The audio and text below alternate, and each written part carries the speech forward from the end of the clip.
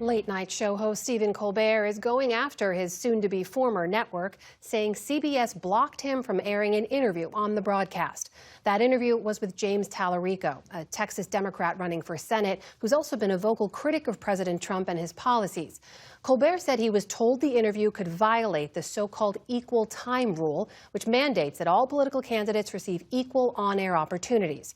Entertainment shows, including late-night and daytime talk shows, have long been the exception to that rule.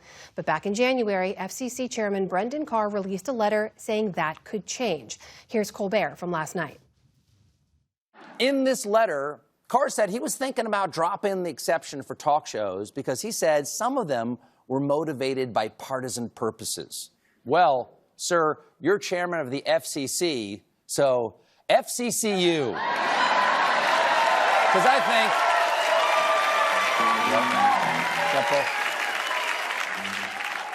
Because I think you are motivated by partisan purposes yourself. Sir, you smelt it because you dealt it. For more, I'm joined now by FCC Commissioner Ana Gomez. Welcome back to the NewsHour. Thanks for being here. Thank you. It's good to be here. I should also note we did invite FCC Chairman Brendan Carr to the show, but his office did not respond. He's welcome to join us in the future. I want to put to you some confusing narratives. We have here Colbert, we've heard, is saying he was told by CBS lawyers Tallarico could not be on the broadcast, so he ran the interview on YouTube instead. But CBS in a statement today said that Colbert was not prohibited from airing the interview. He was told it could trigger the FCC equal time rule and that he chose to stream it on YouTube instead. What do you make of these two narratives?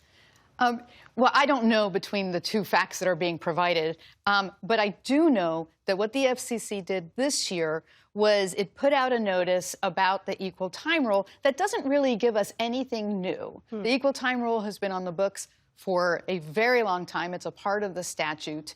And what it does is it allows legally qualified candidates to request equal time if a show puts on another legally qualified candidate. Okay. But there's something called the bona fide news exemption. And that is something that basically says if you are providing programming that is newsworthy, then you are exempt from this equal time requirement. The FCC has long-standing practice of declaring entertainment programs to be newsworthy. For example, The Tonight Show, Sally Jessy Raphael, Politically Incorrect, Donahue. Those were all found to be bona fide news exemptions because of the newsworthiness of their programs. So is that a rule that the FCC chairman could change? Could that equal time rule now be expanded to include daytime and late night shows that were previously exempt? Well, what the FCC did was it put out a public notice that said, hey, just because we have this precedent doesn't mean that everything that you are doing is actually subject to this news exemption. And we want to now review everything that you're doing in order to make that determination.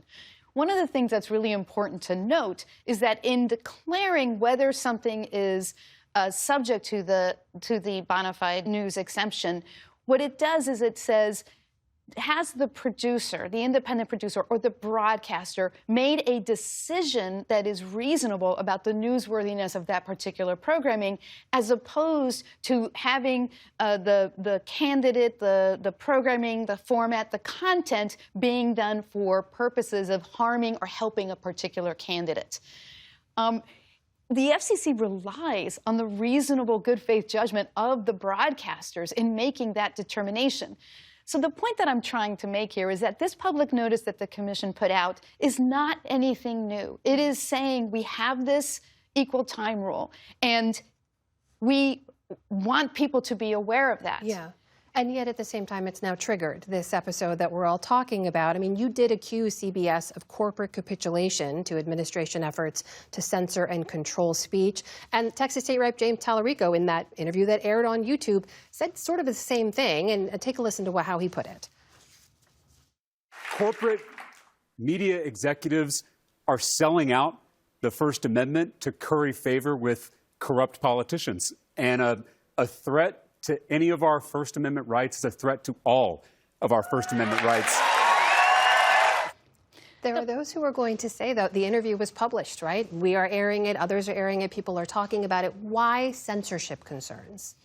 The concern here is because this is a part of a broader pattern by this FCC and this administration to get our corporate parents of our broadcasters to capitulate and to modify how they are reporting the news, to do so in a way that this administration likes. Anything they don't like, they want to control and they want to censor. So in this case, it's just part of a broader pattern.